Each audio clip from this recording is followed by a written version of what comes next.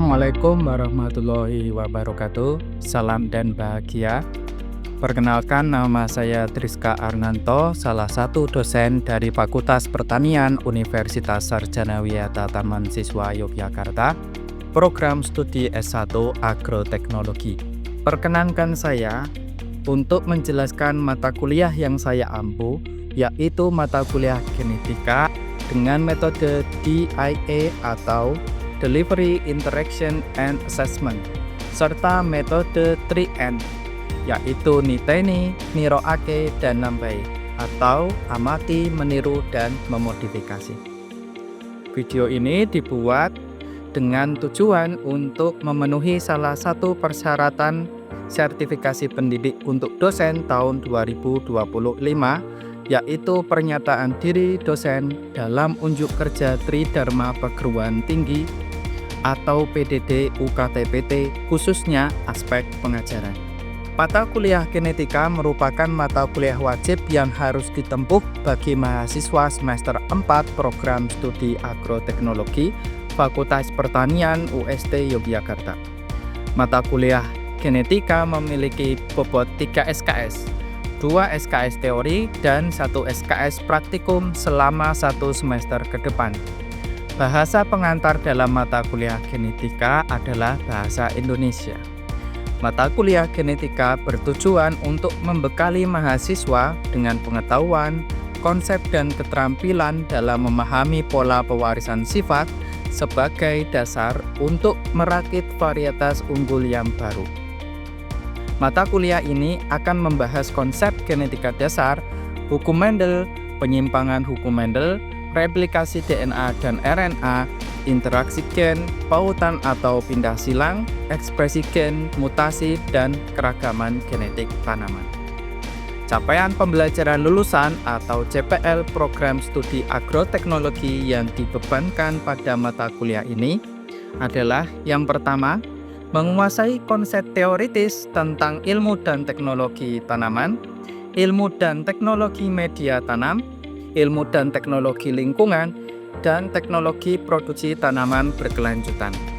Yang kedua, mampu menerapkan ilmu agronomi, pemuliaan tanaman, perlindungan tanaman, ilmu tanah, dan sosial ekonomi pertanian, serta prinsip rekayasa produksi tanaman yang berorientasi efektivitas, efisiensi, kualitas, dan keberlanjutan sumber daya sesuai dengan praktek pertanian yang baik atau Good Agricultural Practices.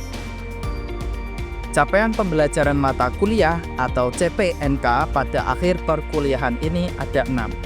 Yang pertama, mahasiswa mampu menguasai konsep dasar genetika tanaman.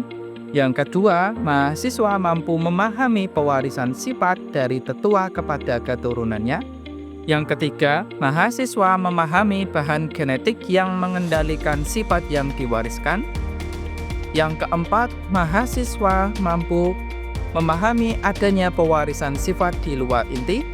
Yang kelima, mahasiswa mampu memahami perubahan genetik karena mutasi dan penggadaan kromosom. Yang keenam, mahasiswa mampu menerapkan ilmu genetika untuk perbaikan sifat-sifat tanaman pertanian. Referensi mata kuliah genetika menggunakan textbook dan publikasi penelitian kami.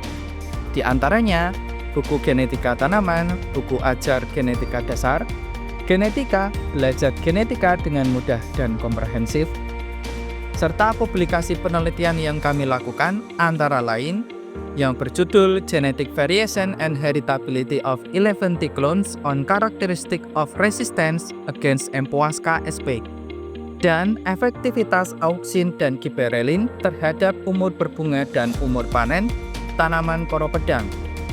Sistem pembelajaran mata kuliah genetika dilaksanakan secara sinkronus dan asinkronus dengan menggunakan metode pembelajaran aktif yang mengutamakan peran dan keaktifan mahasiswa dalam pembelajarannya, yaitu pembelajaran kolaboratif, diskusi kelompok, penugasan berupa studi kasus melalui LMS Sipedar atau sistem pembelajaran daring Universitas Sarjana Wiyata Taman Siswa Yogyakarta. Pembelajaran mata kuliah genetika dilaksanakan kurang lebih 16 pertemuan di mana 7 pertemuan pertama sebelum ujian tengah semester, 1 minggu ujian tengah semester, 7 pertemuan berikutnya setelah ujian tengah semester, dan 1 minggu ujian akhir semester. Metode pembelajaran yang akan dilakukan menggunakan blended learning sebelum dan setelah ujian tengah semester. Dan sebelum ujian akhir semester akan dilakukan diskusi secara kelompok melalui sistem FGD dan dipresentasikan di depan kelas. Pembelajaran secara sinkronus dilakukan melalui tatap muka di dalam kelas atau melalui web conference seperti Google Meet atau Zoom. Sedangkan pembelajaran secara asinkronus melalui media pesan seperti WhatsApp dan LMS Sipedap UST Yogyakarta untuk memfasilitasi mahasiswa dalam berdiskusi, pengerjaan kuis, dan tugas dalam mata kuliah ini. Evaluasi pembelajaran mata kuliah genetika didapatkan dari kuis interaktif, penugasan, diskusi kelompok, praktikum, ujian tengah semester, dan ujian akhir semester. Kuis interaktif dilakukan setiap pertemuan. Hal ini dilakukan sebagai asesmen atau pengukuran tingkat pemahaman mahasiswa dalam setiap pertemuan. Penugasan terstruktur, baik secara mandiri maupun kelompok, dilakukan sebanyak 3 kali. Kemudian, diskusi kelompok yang penilaiannya didasarkan pada rubrik diskusi yang di dalamnya memuat keaktifan setiap anggota kelompok. Kemudian praktikum berdasarkan kegiatan praktikum dan responsi praktikum.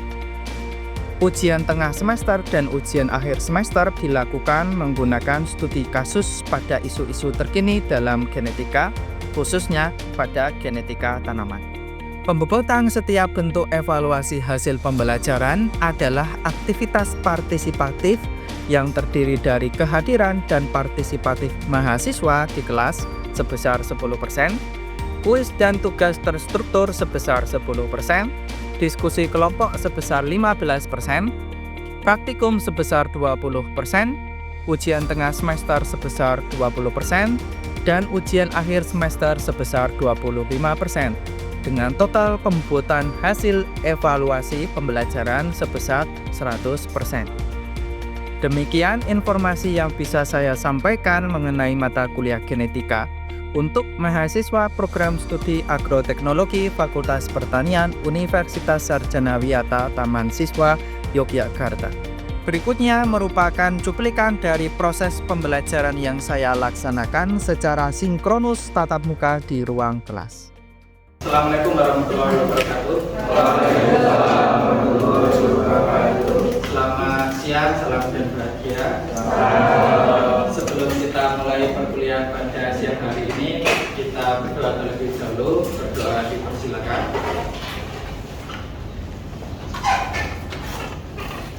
Selesai minggu ini kita belajar tentang mutasi.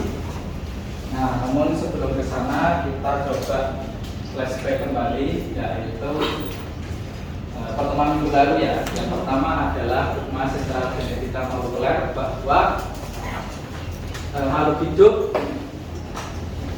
ditentukan atau dikendalikan sifat-sifatnya dari DNA dan RNA. Nah, dari dogma sentral genetika ini terlihat bahwa DNA nanti akan ditranskripsikan menjadi RNA, kemudian ditranslasikan menjadi asam amino, kemudian dibentuk menjadi protein. Nah, ini proses ekspresi gen. Ya, jadi urutan ini adalah urutan untuk menuju ekspresi gen. Gen apa yang mengendalikan sifat-sifat tertentu pada khususnya pada tanaman. Nah, pembahasan kita pada siang hari ini yaitu pertama definisi mutasi, yang kedua mutagen kimia dan fisika.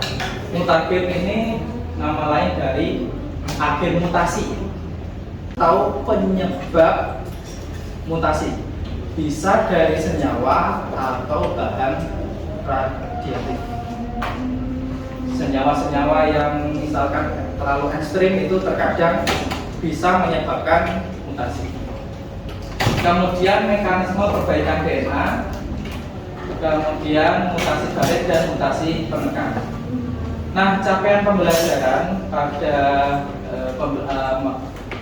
materi perkuliahan pada SMA ini yaitu mampu melakukan kegiatan penggandaan kromosom atau perubahan kromosom melalui mutasi. Nah, ini baru saya teliti bersama kakak-kakak tingkat kalian. Nanti saya tunjukkan artikel yang sudah kami publis atau kami publikasikan di jurnal nasional, terutama di Sinta 4 kalau tidak salah, menggunakan mutagen kimia untuk merubah kromosom. Tapi kami belum sampai ke tahap molekuler, maksudnya ke tahap melihat susunan gennya benar-benar ada perubahan atau tidak, tapi kami melihat dari fenotipiknya atau penampakan warna. Apakah daunnya nanti berubah, apakah umur berbunganya berubah, dan lain sebagainya. Nah, itu kami baru meneliti ini mutagen kimia pada ZPT. Ternyata ZPT itu bisa menjadi mutagen. Nah, sekarang kalau pada mutasi tanaman, kita bicara mutasi pada genetika ya, karena kita belajar tentang genetika, itu ternyata ada mutasi juga. Kira-kira perubahan yang dimaksud itu perubahan yang di mana? Di DNA-nya kan banyak. DNA itu kan ada 3 komponennya. Apa aja? Masih ingat nggak DNA, komponen DNA? Ada 3. Fosfat, terus gula, pentosa, dan yang terakhir ini. Nah, yang berubah itu yang mana sih sebenarnya?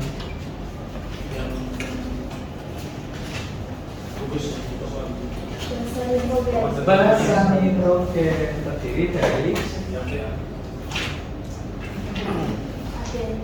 adenin, guanin, sitosin, dan timin atau fusi. Nah, ini yang dimaksud perubahan susunan gen. Itu mutasi. Kemarin kita belajar ekspresi gen dari 3 ini mas ya, dari 3 codon diterjemahkan ke dalam 1 asam amino.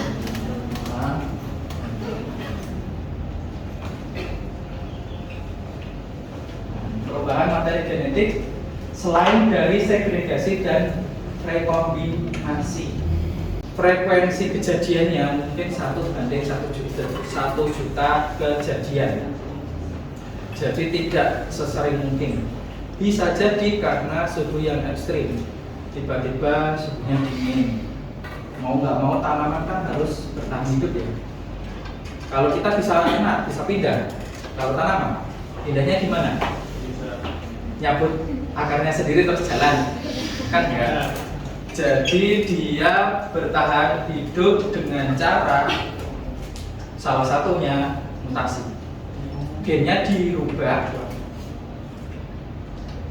dengan kebutuhannya dia sendiri. Misalkan mungkin untuk ketahanan dingin, nanti dirubah strukturnya, ligninnya jadi lebih banyak supaya lebih tebal. Selulosanya itu kan dinding sel tanaman kan punya ada satu senyawa yang dinamakan dengan lignin, makanya tanaman itu keras, kaku, sel-selnya kan kaku. Nggak kayak kita kan fleksibel ya, karena ini dinding selnya terdiri dari lemak. Kalau tanaman terdiri dari selulosa atau lignin. Nah, lignin ini bisa sebagai ketahanan tubuh dia dari hama penyakit maupun dari suhu. Bisa jadi seperti itu, atau ada senyawa tertentu yang bisa mengatasi suhu ekstrim dingin tadi. Artinya senyawa-senyawa kimia yang bisa merubah susunan gen atau susunan basa nitrogen atau bertindak sebagai agen-agen mutasi. Kalau yang fisika ini ada beberapa, nanti saya terangkan. Salah satunya tadi sinar gamma, sinar beta, kemudian radiasi nuklir iradium kan, sama yang di batan. Di batan itu saya belum tahu, kayaknya pakai iradium juga. Saya mau mencoba membuat proposal untuk merakit varietas yang baru di tanaman propagand dengan mutagen kimia di batan. Kalau ada yang tertarik nanti bisa kolaborasi dengan saya nanti karena kimia sudah saya lakukan. Sekarang saya mau nyoba yang mutagen. Ini mutagen kimia dulu. Ya, pertama itu asam nitros. Ini beberapa senyawa-senyawa yang bisa merubah susunan susunan basa nitrogen. Nah, ini menyebabkan perubahan pada deaminasi adenin akan menghasilkan ribonuklin yang berpasangan dengan sitosin. Hal ini mengakibatkan terjadinya transisi adenin timin menjadi guanin sitosin melalui ASI. Makanya ini bisa berubah jadi nempel. Jadi kalau ada DNA ATG ini gara-gara asam nitros, ininya dirubah jadi. Yang kedua ada etil metansulfonat atau EMS. Ada yang pernah mendengar EMS? EMS biasanya ini dipakai untuk steril jantan pada tanaman steril jantan, tanaman padi dan tanaman jagung. Karena ini sangat efisien ya. Jadi menggunakan senyawa ini untuk mensterilkan polennya. Jadi polennya itu tidak aktif. Kalau tidak aktif, ditanam 1 hektar, dia yang berbunga hanya bunga begena saja. Ya, bunga jantannya muncul, cuma polennya tidak fertil atau tidak subur. Sehingga kalau mau disilangkan dengan sebelahnya enak. Nah, ini untuk membentuk tanaman betina. Nah, ini saya coba lakukan dengan beberapa mahasiswa kakak tingkat kalian, mencoba auksin dan giberellin apakah bisa menjadi agen mutasi. Ini ada 2 variabel ya, aslinya ada banyak, ada beberapa variabel. Ternyata yang berpengaruh itu adalah umur panen. Umur berbunganya tidak ada pengaruh, tapi umur panennya ternyata lebih cepat. Ini auksin, IAA, indol asetat asid, konsentrasinya 6 ppm ditambah dengan giberellin asid, konsentrasinya 10 ppm, itu ternyata lebih cepat. Ini dengan ini ternyata lebih, yang 4 ppm yang lebih cepat. Ya, 4 ppm yang lebih cepat. Jadi tengah ini perpaduan antara 4 ppm dengan 10 ppm.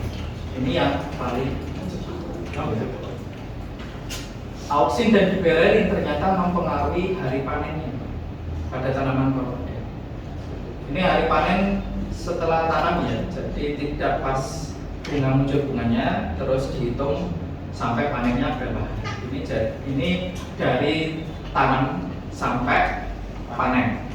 Karena koro pedang itu masih tanaman yang lama, menurut saya itu lama karena jangkanya sampai 6 bulan. Biasanya kalau kedelai kan 3 bulan 4 bulan sudah banyak yang panen. Kalau koro pedang 4 bulan itu kadang masih baru berbunga. Jadi panennya kurang lebih 100 harian itu berapa ya? 100 ini 30 90 4 bulanan.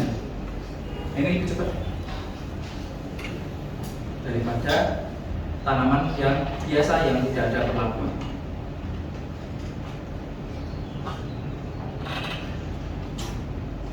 Nah, ada yang mau ditanyakan untuk mutagen kimia? Selain auxin dan gibberellin, saya tambahkan satu lagi, yaitu colchicine. Colchicine sudah diketahui zaman saya waktu masih kuliah S1 itu ternyata membuktikan beberapa tanaman terjadi pegadaan kromosom.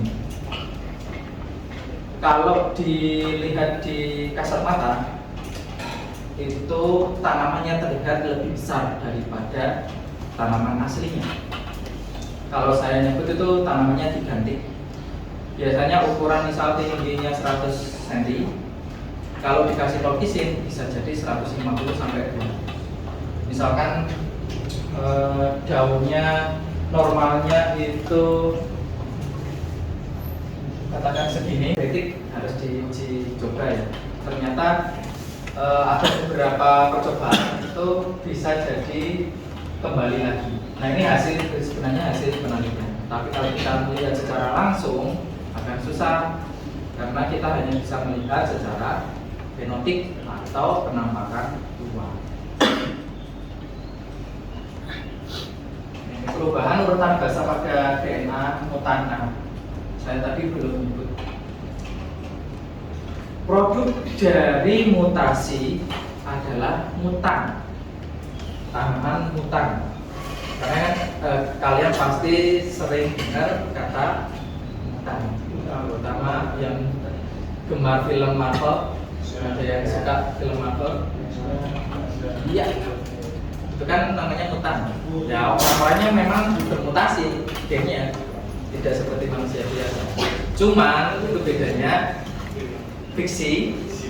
Kalau di tanaman ada yang real mutasinya. Kenapa di manusia itu sangat jarang terjadi? Pertama, lebih stabil genetik karena kita terikat dengan agama yang adat, istiadat dan budaya. Kita kan kalau mau menikah harus macam-macam syaratnya loh. Itu aslinya itu adalah seleksi supaya genetiknya stabil. Makanya kita jarang bermutasi. Ada beberapa manusia yang mutasi. Contohnya albino. Ada yang pernah ketemu sama albino. Semua putih. Rambutnya putih, matanya tidak coklat. Kayaknya tidak merah. Jadi yang merah itu Pak? Di hewan ada yang merah. Harimau bisa, gorila bisa merah. Kalau manusia, kalau nggak salah biru. Ada lagi? Putih tapi matanya hitam. Matanya hitam? Oke, matanya ya. Ya merah atau pokoknya nggak ada warna ungunya mata manusia. Cuma ada yang putih tapi hitam. Tapi lupa. Itu salah satu di manusia. Kalau di tanaman, kenapa lebih sering mutasi? Pertama, kromosomnya kan lebih pendek. Kalau kita kromosomnya ada berapa? Kromosomnya ada berapa kita? 2.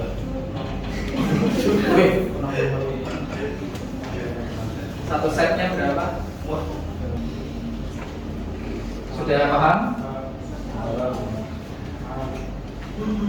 Nah, kalau sudah materinya sudah selesai, di sini ada tugas, ya. Silakan buat kelompok dengan anggota 4 sampai 5 mahasiswa. Nanti cari satu literatur ilmiah dengan topik mutagen secara kimia atau fisika. Pilih salah satu ya. Boleh kimia atau boleh fisika saja. Dan satu agen saja. Misalkan secara kimia colchicine ya, colchicine mengajar. Kalau yang fisika ultraviolet saja, tidak double. Kemudian pelajari artikel tersebut, ya. Dipelajari dulu. Kalau di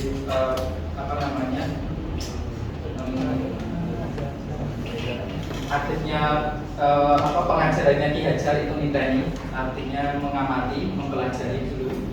Kemudian buat karya ilmiah tersebut berdasarkan artikel yang kalian cari.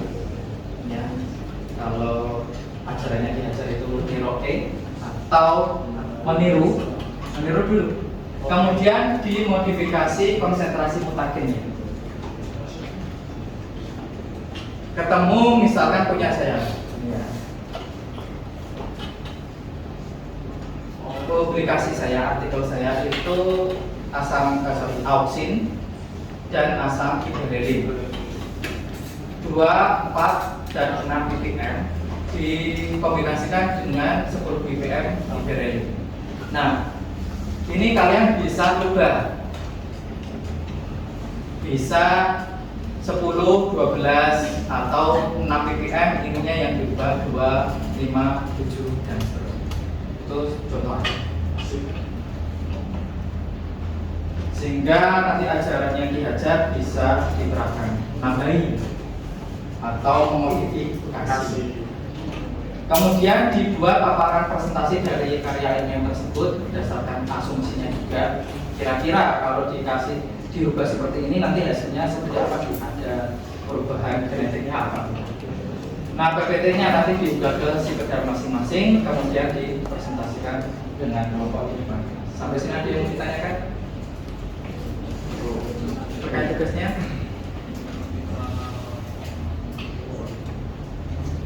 Ada yang mau ditanyakan lagi terkait materinya?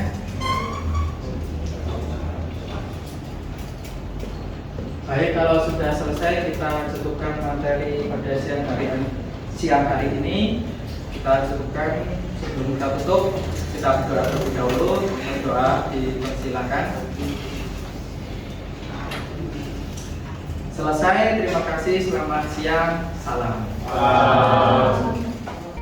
Demikian deskripsi singkat serta cuplikan proses pembelajaran dari mata kuliah genetika yang saya ampu. Semoga dapat memberikan gambaran mengenai kinerja pembelajaran yang saya lakukan. Saya mengucapkan terima kasih kepada seluruh tim penilai dan tim panitia sertifikasi pendidik untuk dosen tahun 2025, khususnya dari Direktorat Jenderal Pendidikan Tinggi, Kementerian Pendidikan Tinggi, Sains dan Teknologi. Saya ucapkan juga terima kasih kepada Super Tim Sertifikasi Pendidik untuk Dosen Universitas Sarjana Wiyata Taman Siswa Yogyakarta, rekan sejawat dosen dan rekan-rekan mahasiswa program studi Agroteknologi Fakultas Pertanian. Demikian yang dapat saya sampaikan. Atas semua kekurangan dari saya mohon maaf sebesar-besarnya. Wassalamualaikum warahmatullahi wabarakatuh. Salam dan bahagia.